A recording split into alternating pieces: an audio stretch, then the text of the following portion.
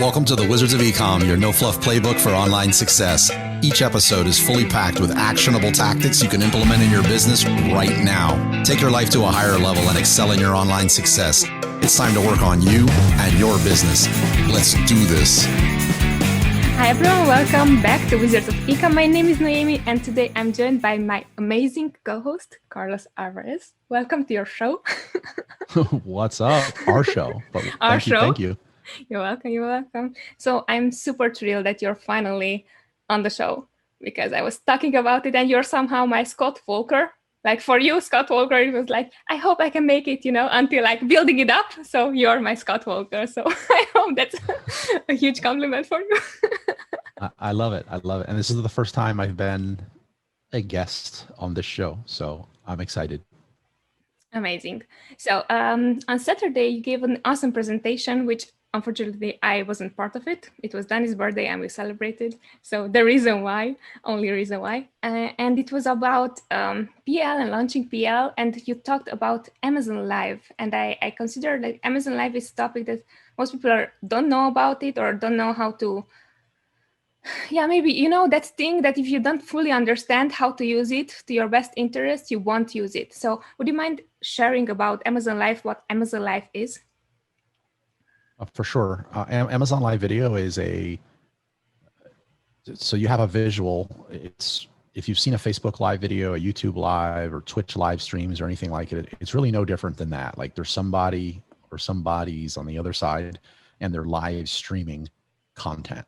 And you're going to have a title of what that live stream is so that you know whether you should click on it or not. It's important to have a good thumbnail image so people know whether they want to click it or not and it's attractive. But it's all of that on the Amazon.com platform. So the viewers are people that shop, usually like binge shop on that platform and pay an annual Prime membership for that platform, which I think the last stat shows anybody that has a Prime account I think they begin all of their shopping, like 90% of them on Amazon when they have a Prime account. So everybody there has a loaded card, whereas on Facebook or for a very short time, there was a time on Instagram where you could go live before like that Cambridge Analytica stuff.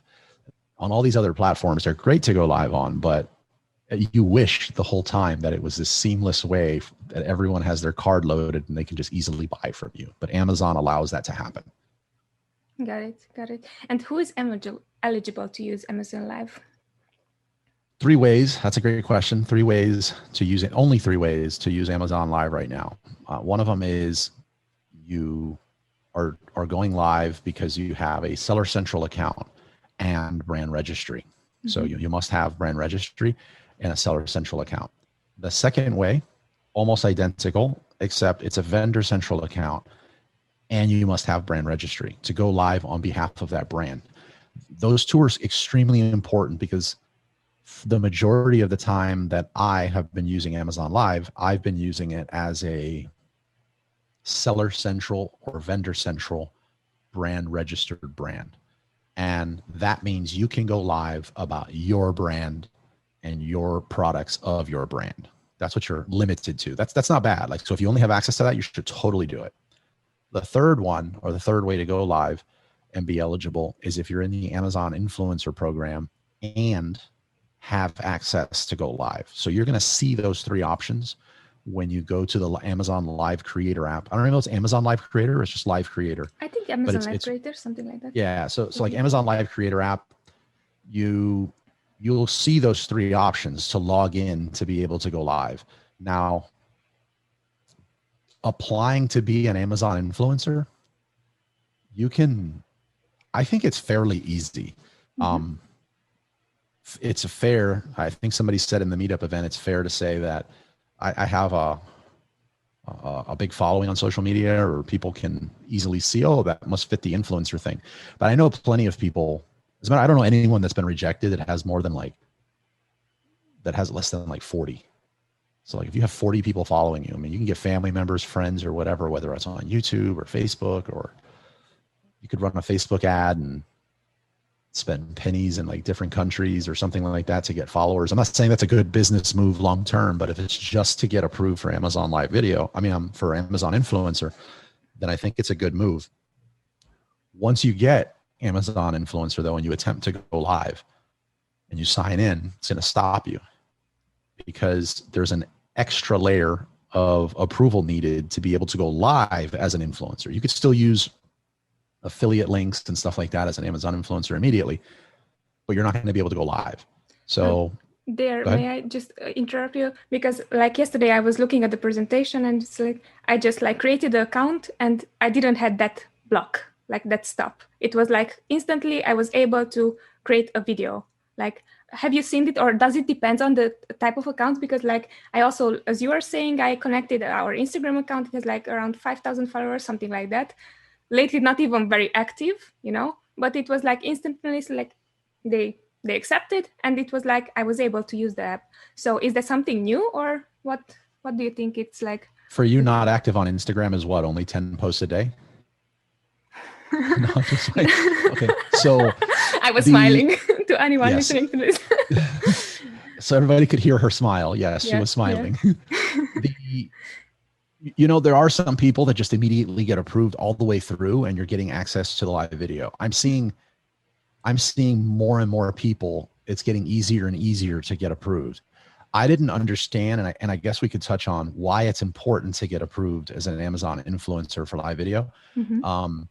I didn't understand why it was important, but I just kept trying to get it because it was more of just, I guess, FOMO. I'm like, there's something on the other side of this and I don't know what it is, and it's related to Amazon, so I must know.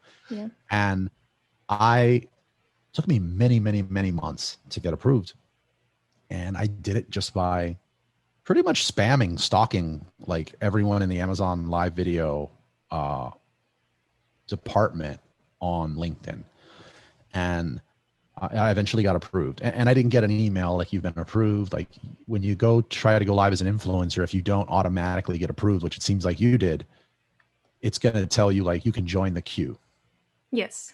And it was like also the first level, you know, the first level that you need like 90 minutes, something like that, of content creation. And I already like was able to like have how it's called, when you're making your first video, but you're not going to actually like practice mode? Preview, there you go. Yeah.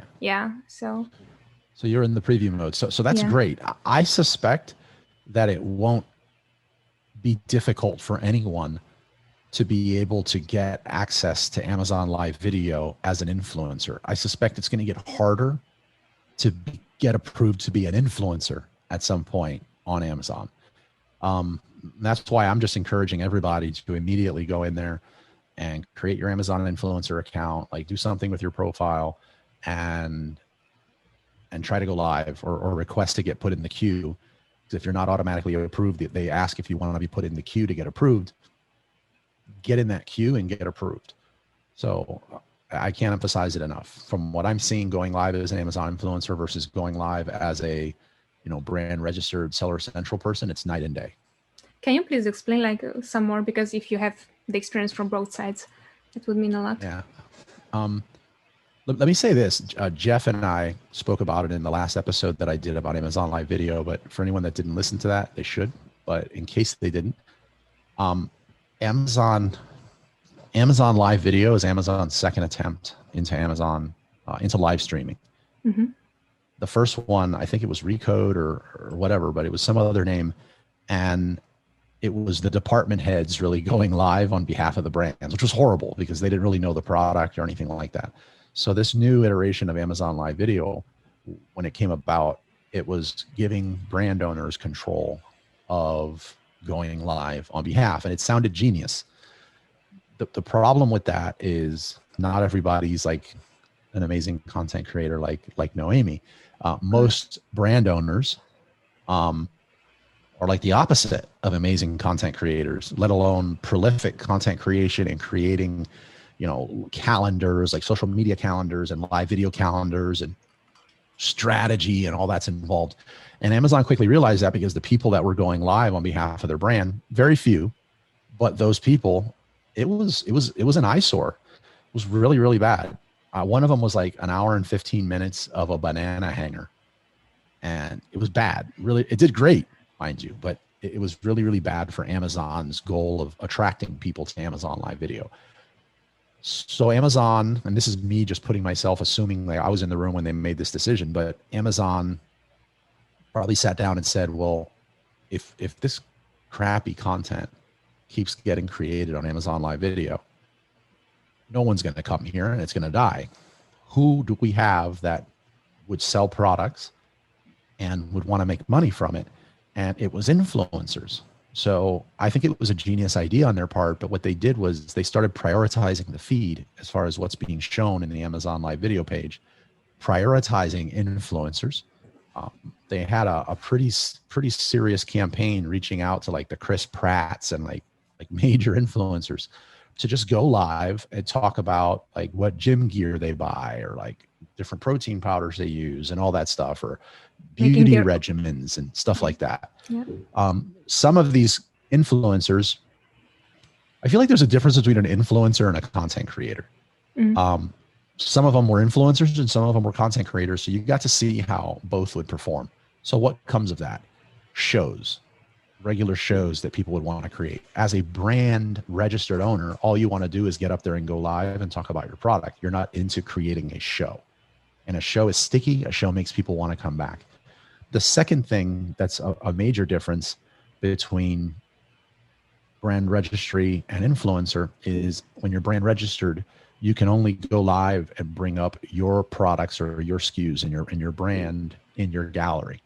But if you go live as an influencer, you can bring up your product and a lot of other products, maybe your competitors' products, or maybe products that are very, very relevant, but have significantly more traffic than yours.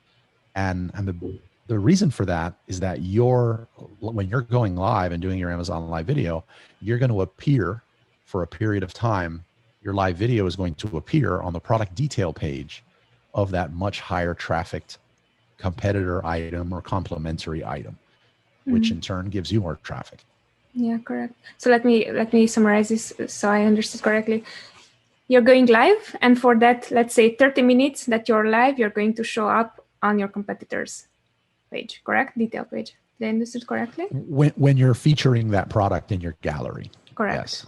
Correct. Yeah. But when someone sees it, they're going to see everything else you have in your gallery. So what I like to do is I like to have, say I'm discussing a competitor's product or a much higher traffic product. I like to also have my product and be talking about both of them at the same time. So if it's a comparison or if it works or having it on the screen or referencing it, something like that, so that when I'm featuring that product and I'm appearing on that other person's screen, they're also seeing my product. Yes, yesterday in the recording, you said something really interesting. You were saying something like you're gathering topics that you're going to talk about. And here, I think that's something super important to mention, because most people I'm selling my product. That's all I'm doing, you know? And you were saying that, look, I'm bringing also my competitor's product, and I'm like showing different products as well. So how would you go about that type of, I'm gathering all this info, so I'm going to talk about, let's say if you're on cats, you're going to talk about cat toys, cat food, cat whatever, you know? So is that the type of like the way how you're thinking when you're saying, okay, you're bringing up also your competitors and you're not talking about only one type of like only selling your product? Or how would you go about that? Yeah, I think I'm understanding that. So if I was going to do an Amazon Live video and say that I was selling like a cat brush. Do they like to be brushed, by the way? I don't know. It depends on the cat. It depends on the cat. Yeah. So like a cat brush, right? If I was selling a cat brush and I wanted to create a show, it might be a bad example because I actually think it is very sticky, like watching something being brushed and like watching all the hair coming off, or watching, you know, the dog or the cat really enjoying it. So that might be a bad example. But instead of doing a video of just that, you know, say my show or my episode that day would be, you know, 3 things that you can, you know, help you have a happier cat, or like de-stress your cat or something. And in that show, I may bring up, say, 1 or 2 supplements that people talk about that's on Amazon that helps with de-stress. I might talk about 1 or 2, you know, cat litters or something, because I seem like that's involved. And then I'd also touch on a few brushes, style of brushes that were out there.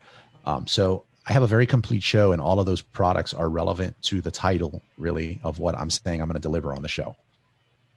Got it. Yeah, makes sense. Totally. That actually brought up a few more questions, like in that scenario, because I was thinking it's just the creative juice. Like yesterday, I was like, hey, how can I like leverage this so I'm not the one that's creating the content, but let's say my influencers are going to create the content. So how would you go about that? Let's say, are you allowing them to connect to your account and just like go live and so on? Or How I'm doing it is, and when I'm saying that I'm doing, to be honest, it's somebody on my team that's doing this at this point. Like I've done it enough to where I've created an SOP for it, and now I look at it more as like overseeing the strategy.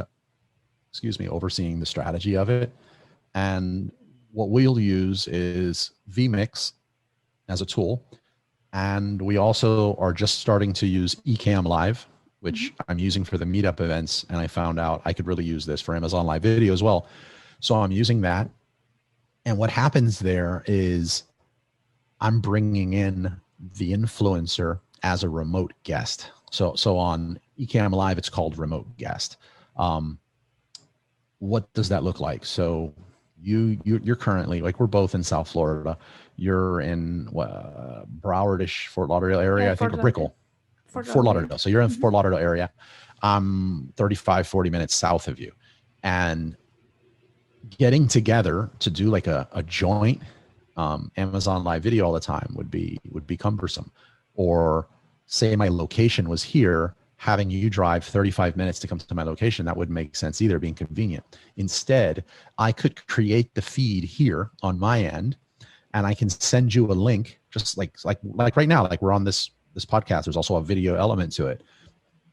I send you the link, open it, and then bring you on screen as the main feed. So everyone watching this on Amazon Live Video, or anywhere else for that matter, sees you going live. So I don't have to give you access to log into anything. I don't need to enroll you in brand registry to give you access. You're not going to use the Amazon Live Creator app to go live. Now, maybe some people do that, and that could definitely work. It's just not what I'm doing. And in that case, you could just have a lot of flexibility. Like you could schedule out a whole bunch of influencers around the world, hit different time zones, and have them go live talking intelligently about your product. You could feed them scripts. You can get as fancy or not with it as you want. Fancy or not, what works best for you? Or simple works. Yeah, simple works. As you know, just like talking on the back end, like offline. Yeah. At around the 1 year mark on the podcast, it was like, okay, like how do we up our game for like everybody? So I've gotten more into, like, I don't read a script, but I like to, like, it's a challenge. Like I want to create the most, like you as well, like to create the most impactful, high quality show as possible for listeners. So I will script out points that I want to cover in the order that I want to touch on them. So in that sense, you could wing it. You totally could wing it. But if you're bringing in influencers and other people to go live on your behalf, I think they should have some structure, because then you really can't get mad at them. They were like, oh, I tried, I winged it and I ran out of stuff to say or whatever. Yeah. I don't feel like writing out a basic script is too fancy, but the short answer to your question is not fancy, not high production. That works a lot better on Amazon Live Video by far. Understood. At some point, you were also mentioning SOPs. How would you go about writing an SOP for this process? Well, it's several SOPs, actually. I mean, one of them is just the actual checklist of going live, like all the things you need to check to make sure that this is good, including your preview looks good. Having the person, if you're using an influencer, double check and send you a screenshot even, because you can schedule these lives in advance, which I highly suggest you do. Confirming that the link works, having them send you a screenshot of where their current internet speed's at, as much or as little as you want. So you have that part of it. And then you can have the pre-show, which is, some pre-recorded stuff that's happening before the influencer actually comes on. And that could be, a few minutes. That I learned from livestreamingpros.com, Luria Petrucci. I thought it was gimmicky, but it really works. You could make sure your checklist, your SOP shows that you have social media icons showing on your feed as layers, that you've sent an email out or an SMS list or a ManyChat blast, whatever you're using, out to your people, if you're doing that or if you have them. of the link that you're going live. The majority of the SOP, I feel, comes after the fact for me, because we're going live now sometimes once or twice a day. And creating a different piece of content to go live about that often is totally doable using, BuzzSumo, Answer the Public, frequently asked questions, reviews, and stuff on Amazon. But it's very difficult. It's very demanding to do that and create a calendar like that and a script for each and whatnot. It becomes a lot easier to redo some of those pieces of content you've done. So I'll try to do anywhere from 2 to 4, somewhere in there. So where the SOP, I feel, really comes into play is evaluating the metrics of the Amazon live video you did to determine how much legs does this have? Like, how many more times can we do this topic? Is it still hitting? Is it going up? Is it plateauing? Did this thing just tank? That's it. And then tagging, if you will, a way like in a CRM, like a CMS, to where you have, this is the script we did and the content that it was about, and marrying it to the metrics. So when you need to look back in the past later on and say, how did that do? Like, how did we do on that topic? You have all of that together. So I feel like that's where it gets a little more complicated. Got it. We're like talking, I feel it's like very advanced what we're talking about. And at this point, where would you start if you're just like a simple brand? Let's say you have a product, private label product, 1 product, 2 products, wherever, you're just starting. Where would you start at this point? I'd say create like a little challenge to go live Monday through Friday, every single day for 2 to 3 weeks.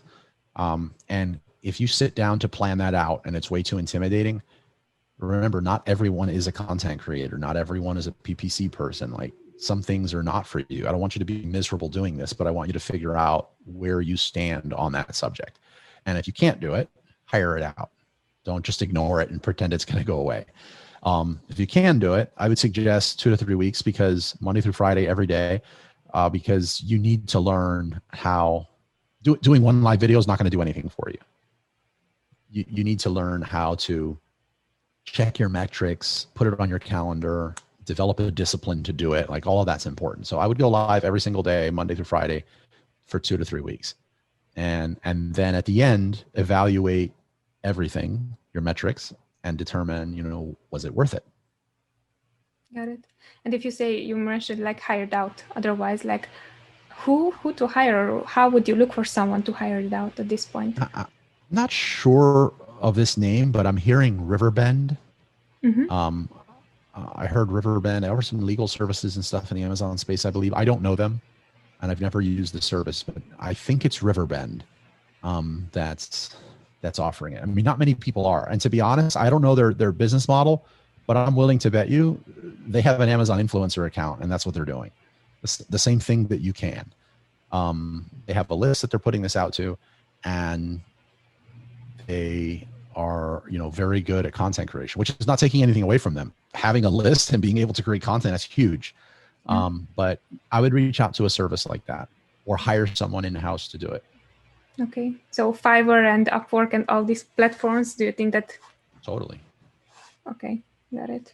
Yeah. Something I also was thinking about, actually yesterday, one of our influencers sent me a video that she was like reviewing our product and also some of our competitors without her asking, and I was thinking, hey, what about like leveraging that type of content? So how could you leverage the type of content that you already have and to post it or like schedule it in the future? Can you do that as well? That's a fantastic question. Yes. So user-generated content you could use in posts on Amazon. If you have video and also the static images that you use on posts, what happens is Amazon does not want you to use, they say, pre-recorded video as your live stream. So what they're trying to say is that, like, they don't mind if you bring up a piece of pre-recorded video, but they don't want you to do a 1-hour scheduled live stream and all it is a piece of pre-recorded content. So how I would use that user-generated content that you're describing is, as you're going live or as the influencers are going live on your behalf, I'd bring up, like, I guess it would be a cheesy example, like, don't listen to us, listen to all of our happy customers type of thing.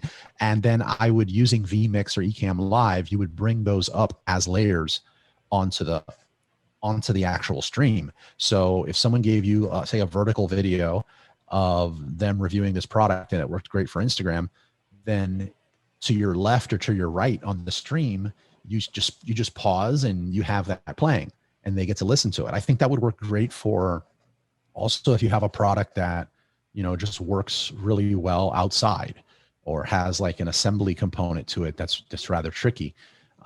Say you have this massive pool that goes in your backyard, like one of those inflatables. Like having a video of that and showing how easy it is to do is much better than having somebody fight through all the wind on your microphone and you bending over and all this stuff here trying to inflate the pool. So I would bring those assets up as, you know, complementary content on your stream. Got it. That's amazing. That's great, because then you can, as you were saying, someone else already did the content. You just have to schedule it, which is like amazing. Mm-hmm. Yeah. And also I was thinking how, if you tested like different type of videos, I was also thinking of maybe, because like we're in the pet niche, cats, right? But like in any niche, by the way, it could be like having some funny cat videos or having something that is like, you know, cats are just, because like so we got a new kitten, right? And we seen these videos of the catering, and they just basically just recorded, like it was a camera, like a baby monitor, something like that, and they were just recording. So those type of content, like, could you also use it as well, or how would it work? Somebody else's content? Am I hearing that right? Yes, somebody else's content with their approval, of course. With their approval, and there's no issue. Like you just bring it up as an asset. You would load it on vMix or Ecom Live. It's just like a technical side of things. I don't even know if I'm using the right terminology, to be honest, but, and then you would just like push a plus button and it would appear as a layer on your live stream that people are seeing that's above the layer that is you know, presenting or talking. You could totally do that. As far as creating the actual content of, you know, funny cat videos, you could totally create a show on Amazon that's was it America's Funniest Home Video type of thing? Mm-hmm. Like, I don't know if you've heard of it, but like Amazon encourages that type of video. Just tie it to a product and have products in the gallery underneath it. Like they want shows. If you can get a hold of that much funny, say, cat stuff in this case, and you want to put together like a montage of it, you totally could. Instead of putting it together and running it as a piece of pre-recorded content, though, just have you sort of what they do on America's Funniest Home Video. There's like a live crowd. The person's talking and be like, our next guest didn't believe that, you know, snow was slippery. And then he plays and a layer comes up and it's, you know, 3 or 4 cat videos where they were slipping and sliding on ice and couldn't get their footing. And then at the end, he comes back and he talks about the next one. So in that case, there is a break, like there is a live element to the show. Got it. Yeah, that makes sense. Now that brings me to a maybe black hat, not necessarily black hat type of question. But I was thinking like, okay, in case that most compilations don't really have the rights to the videos, but they are still using it. In this case, Amazon Live, how would it work? Or Amazon Influencer, how would it work? I mean, are you asking if you could put something up that you don't have the rights to and get away with it? Probably. Yeah. I mean, but I know like, Amazon has the sophistication to be able to detect that. I know we have used like some music or something that we realized after the fact that, you know, this wouldn't have flown on YouTube or Facebook or Instagram. We make sure that we do have the rights now to it. I know some people that have gotten suspended on their Amazon Live account, and I don't know anyone that's come back from that. Like unsuspended on Amazon Live. There's not even a mechanism to appeal. So I wouldn't want to play with that. Got it. Create a contest. Like, I know you have ways to totally do it, but just create a user-generated contest with WooBox or something like that, and people need to submit. Make the prize worth it. The people, if they're like cat lovers, they probably already have a whole bunch of videos and funny videos and pictures and stuff on their phone. Just have them upload that, and funniest caption with the most votes win at the end of the month. And then you have something that says what you're going to do with all of this stuff. Got it. We should definitely make it this soon. What does Bradley usually do? This like test, this, how it's called, like creating, that he's testing some things. Like a case study? Case study, there you go. We could make it into a case study, definitely. For sure. Yeah. Amazing, amazing. So hiring, how much or what's the price range that you would look at for this type of things? So far, I've not had to pay any influencers for doing this. I'm taking some people say no. So it's not like I'm not paying because no one's charging me. Some people may have wanted to charge and I wasn't good with it. We moved on. But finding there's still the majority of influencers don't know about Amazon Live Video. Mm-hmm. And if you can, in an intelligent way, break it to them like what it is and what your approach is, and be willing in a lot of cases to help them become an Amazon influencer. I haven't had to pay them. I'm just like, look, I'll do this. When you go live for my stuff, I'll let you put your social media handles on the bottom instead of my brand, which I'm totally okay with. I found that telling them that they can do that and telling them that, hey, look, you're going to get a whole bunch of followers and not lurkers. These are people that actually shop on Amazon. And this is how easy it is for you to sell products. And during the live stream, here are your own links where you can get an affiliate commission on anytime somebody clicks on them in the chat. That's been more than enough. Now, the processing of stuff, the scripting and all that other stuff is just a totally different thing if you're hiring it out. But there's nothing in there that you should need to pay more than like $5-6 an hour. That's cool. That's amazing. And how do you go about it? Do you have like your list or who are the influencers that you are contacting in this case? I'm contacting people that are either podcasters or create YouTube content or bloggers or anybody that's, doing something in my space. I love going to YouTube to just search for my topic and see who's creating content there. I guess they would be micro influencers. Mm-hmm. I have great results with them. They seem to have like a very engaged audience, and they don't charge, and they're very like raw with the product and believable. So I'd say YouTube is my number one source for that. I also use thomason.net and just search by my category type or one of my keywords and see who comes up. And then I get to see like all of their history on like what they've done video wise or post wise for this. Something else you want to do once you get, and this is just a little more advanced, is that link you have for your Amazon Live Video is shareable. So connecting with people that are willing to just share this into their network is also pretty important. I've paid anywhere from like $50 to $150 to have it sent in like an email blast at a specific time when we're going live. You're just having amazing, like great content to share. Thank you so much for this. Carlos, to be super respectful of your time, let's wrap up, right? 3 of your favorite books and why. 3 of my favorite books and why. Yeah. I should be ready for this question, yes? Yes. Yeah. 3 favorite books. 2 of them are by an author named Ayn Rand, The Atlas Shrugged and The Fountainhead. Mm-hmm. Just were very impactful for me as it pertains to just like business, the respect of money, and just people. It was very dense reading, I feel. I heard later that it's like required college reading. Since I never did the college thing, I never read it.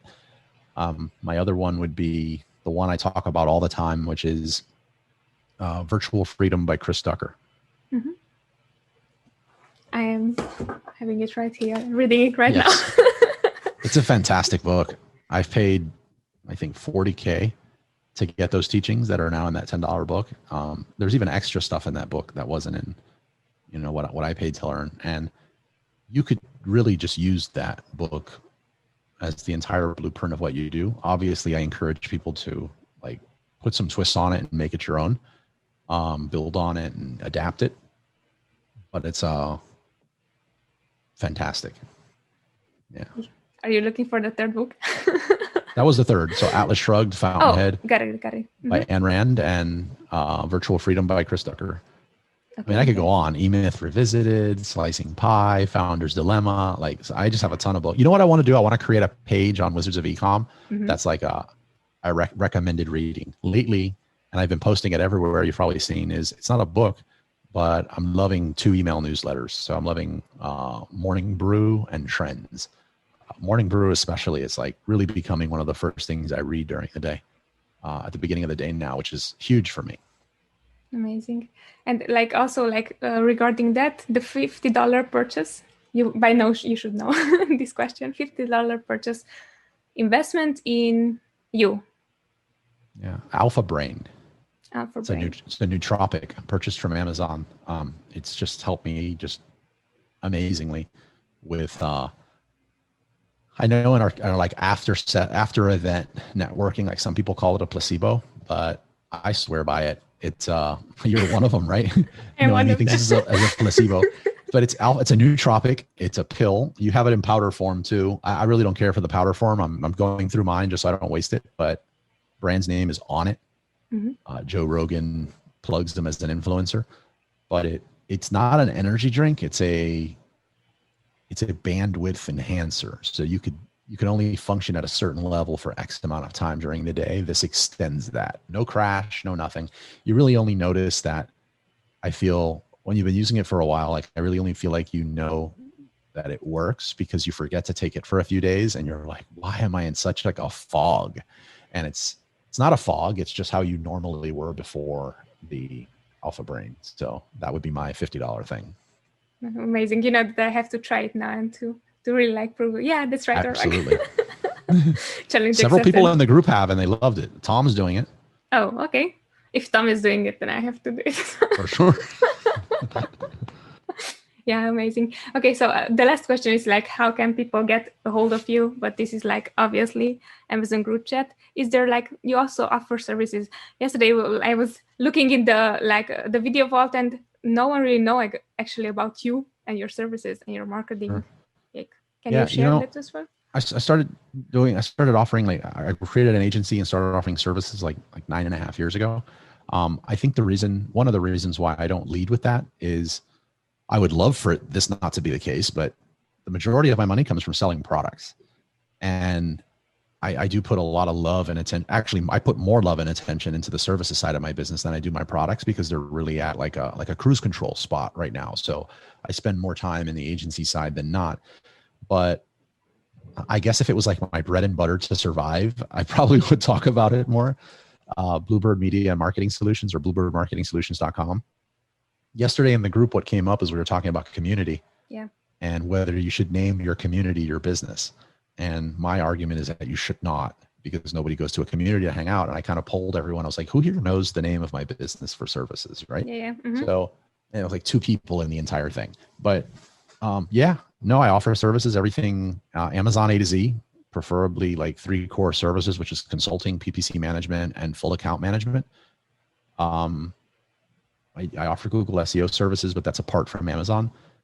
And then I have the Fiverr gig, which is my amazing name, a big Spaniard. Yeah. And yeah, that's it. That's it. If it's if that wasn't enough, that's it. Yeah, if that wasn't enough. Yeah, so this was amazing. I'm super thrilled that we can You're an amazing host. Yeah, thank you. I learned only for the best. And I get the best feedback. So this is why Carlos is the one. Just hint. There you go.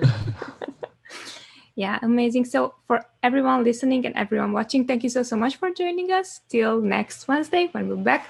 I'll be back. And Carlos as well. Woo-hoo. See you. It was fun sharing this episode with you. If you found value in what you've heard, please show your love with a subscribe, rate, and review of the show. Until next time.